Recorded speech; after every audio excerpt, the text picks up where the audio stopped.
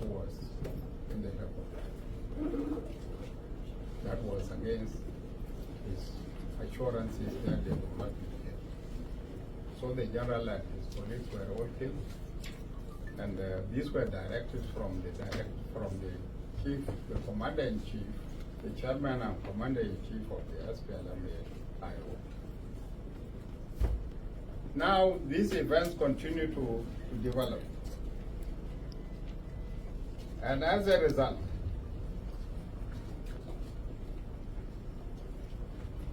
the IO forces, in the name of the White Army and the Nas Defense Forces, one, attack and overran Nasser garrison. Number two, the SPLM-IO continue to mobilize and preach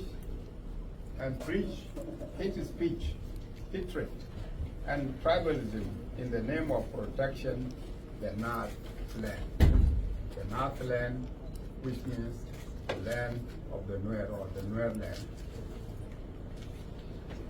On the 25th of March, on the directives of the Riek Machar as well, the SPLM-IO forces, which were already in the unified forces, attacked their brothers and sisters in those areas.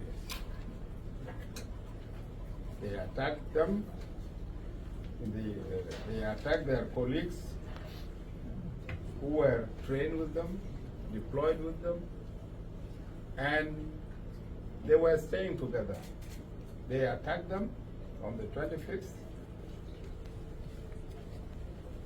in Tunga, Nyalwar, Munku, Wadlel, and Rajab Training Center. And they took over these areas. They took over these positions. What took place in Rajab here is very near, and you know what happened. They took over these areas, and the forces here for Rajab, the SSPDF had to move to go and take over Rajab. They fell in an ambush by these forces, by the SPLM-IO forces, and nevertheless, the SSPDF managed to repulse them and chase them away from the center. For other places, of course, they are still continuing under their occupation, and the SSPDF is progressing, and it is moving towards those centers in order to take them over from.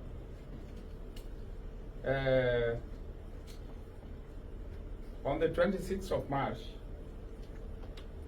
and on the directives of Dr. Riek Machar, the SPLM-IO component at the training centers of Makuei, Lueth withdrew to unknown destination. This is there is a training center here, which was meant actually to be the training college,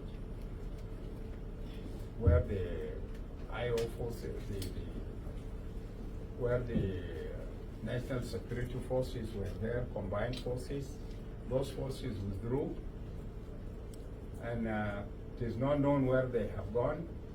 They don't have arms, but they withdrew with some of the trainers. Some of the trainers who were armed, they withdrew with them to unknown destination. Also, the forces of Panier also, who were there, they have also withdrawn with their trainers, and it is not known where they have gone to.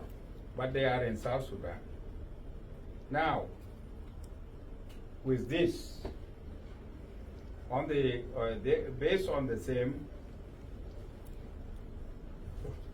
and the continuation of the contacts with the politicians and the generals of the SPLM-IO,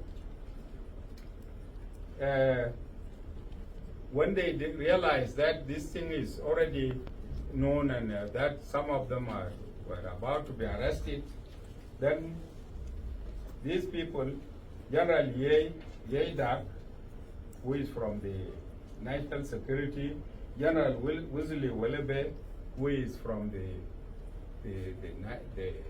SSPDF in the general headquarters here, was an IO, but he's already integrated. and Minister Pal Mai Deng. These people have disappeared.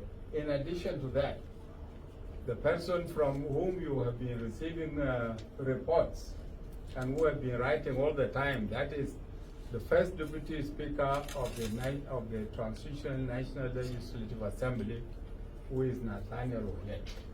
They have all disappeared. They are no longer in town. Some of them are here, others are outside the country. Somebody like Nathaniel Oyet, I understand that is in Uganda at present. These are the people who have left.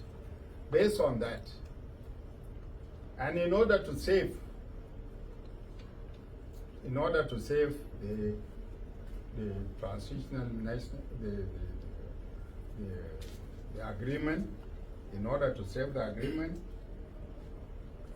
and an exercise of his powers vested upon him, the President of the Republic of South Sudan, who is in charge of the safety and security of the lives and properties of the people of South Sudan, who is in charge of the safety and safety of the territory of the Republic of South Sudan. His Excellency President Salva Kiir Mayardit directed that the Vice President, Dr. Riek Machar, should be put under house arrest pending investigation. This is an exercise of powers vested upon him, and this is why you might have heard that Dr. Riek Machar is under house arrest.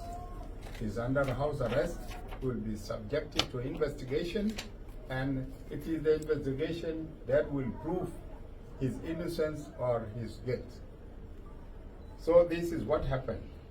This action is dictated by the need for the protection of the hard-won independence for which our heroes and heroines shed their blood and sacrificed their lives.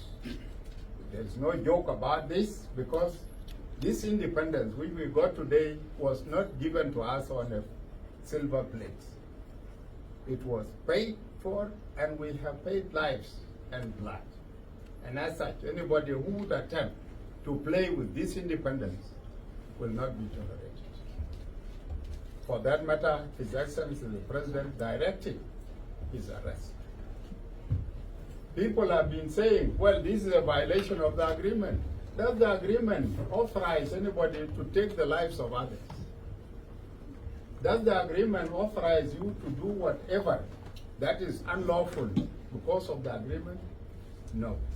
The agreement is an agreement governed by law, and we must abide by that law.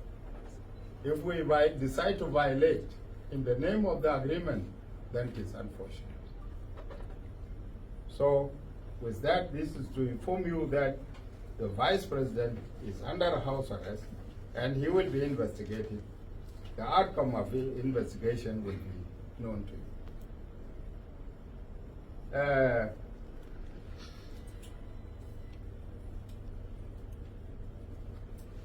Why did the President do that? The President did this in order to save the agreement. All these efforts which are being exerted and all these games which were being played around are games which are meant to derail the agreement. There are events, all that took place is to ensure, for them to ensure that the agreement does not go ahead, that the agreement collapses, so that we don't go for elections. So anybody who is obstructing the progress of this agreement will not be tolerated. I'm saying this because the agreement came as a result of negotiations. It did not give any party the right to obstruct the progress which is being made in the implementation of that. It did not give anybody the right.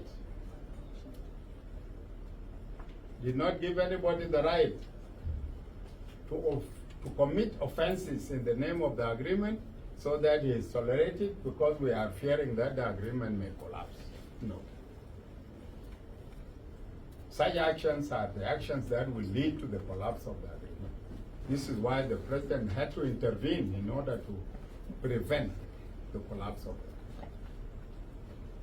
So this is the reason why Dr. Riek Machar, if you might have heard, is at present under house arrest.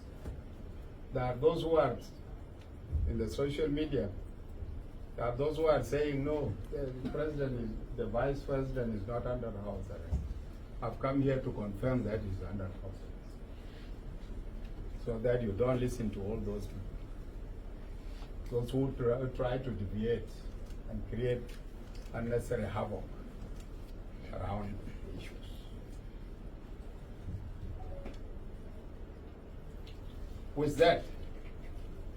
With that, as a government, we call upon the brothers and sisters who have been misled or misinformed and moved in a way or the other against the government to come back and report to their respective units or institutions. Anybody who is misinformed, anybody who is misled, please come back to your unit. You are from the regular forces, you are from the SSPDF, you are from the regular forces, or you are from IO and you are not yet integrated, please come back to the government sites. If you are integrated and a member of the unified forces, come back and report to your unified force. We will not question you, but we ask you to come back. We also call upon the national and the regional international organizations to give a helping hand in terms of food and shelter to the communities that are affected by this disaster which has befallen us. The government also calls upon the national and regional and international organizations to support and report credible information in relation to the current crisis and developments. I repeat, credible information. Credible information. Credible information is very important because you need to know exactly what you are reporting. It's not a question of picking it from any direction and then you say, yes, it is. This is what is being said. These days there are so many sources of information, some of which are not reliable sources. Like what I have just said, that people are saying there is another media house which is now in the air. It is saying Riek Machar is not under house arrest. The government is saying Riek Machar is not arrested. This is one of their sources.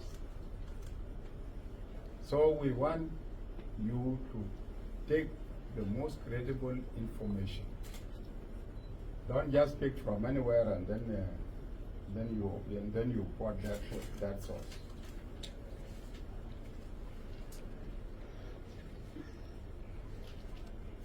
With that, let me assure you and the people of South Sudan that the situation is normal.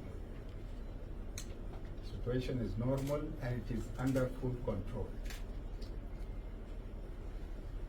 There are some sources which have taken up the issue of security of South Sudan. If you might have come across an information which they call a security brief by Radisson Blue. Radisson Blue, which is a business company, it is a hotel, and has taken up the security of South Sudan to be its own. And what they did, they have reduced their personnel, that is one.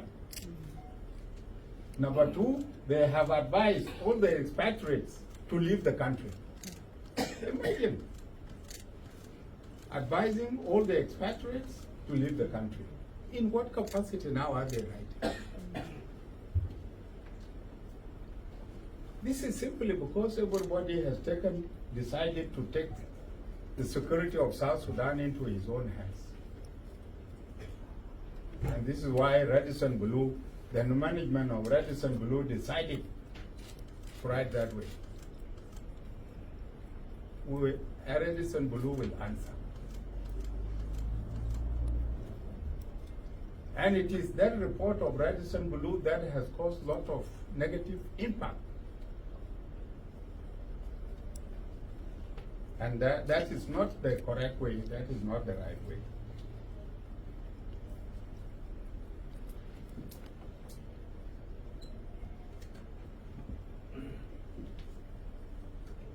With this, I urge the citizens to disregard any social media propaganda and cautions them to refrain from spreading false information and making inflammatory remarks to fuel this situation. If those of Radisson Blue can come up with such a thing, what are they doing? They are fueling up this situation. If Radisson Blue, as a company, feels insecure, they should pack and go. But they should not call on foreigners, other expatriates, and tell them, no, you are insecure. Are they in charge of their security?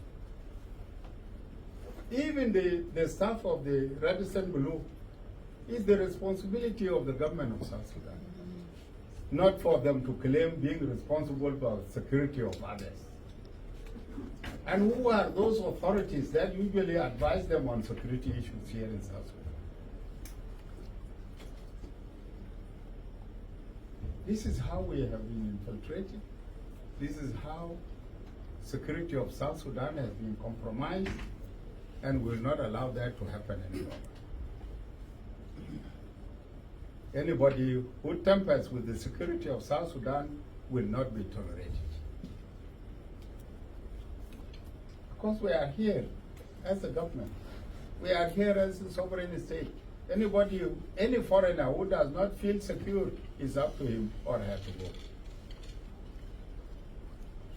But for others to tell others that no, you don't need to stay here, go away, then we will start with them to go away. And even if it means that business closes down, we will do so.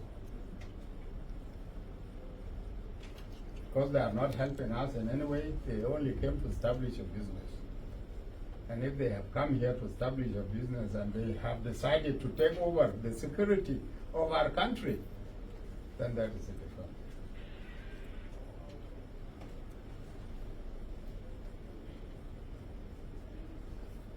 So I'm requesting all the media houses to refrain from collecting information from unreliable sources.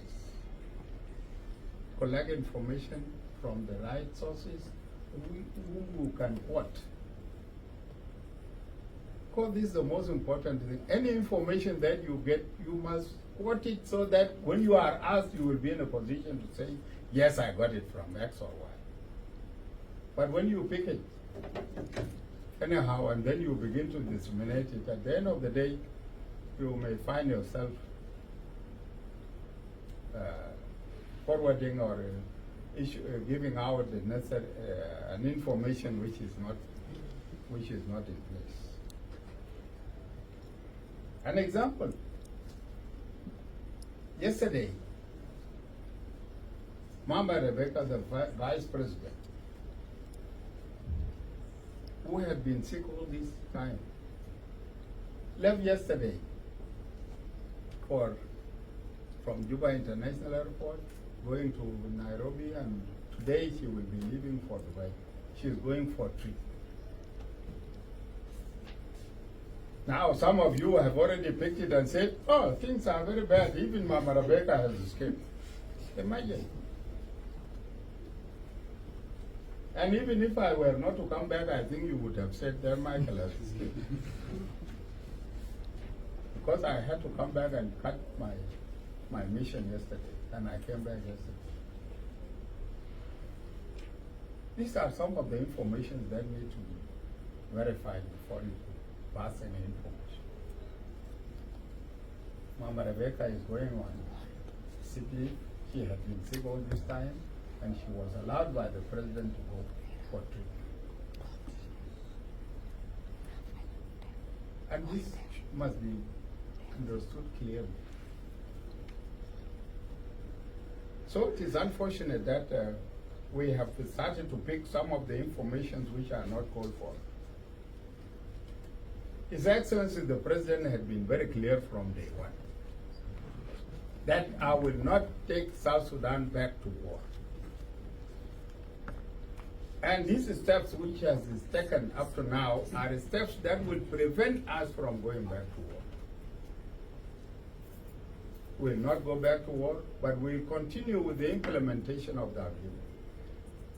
Those who have been dreaming and trying their level best to ensure that the agreement will collapse, this agreement will not collapse. It will continue, and it will continue, and we'll continue to implement it in letter and spirit. It will be implemented in letter and spirit, and elections will be run. Those who do not want elections, those who are creating all these obstacles,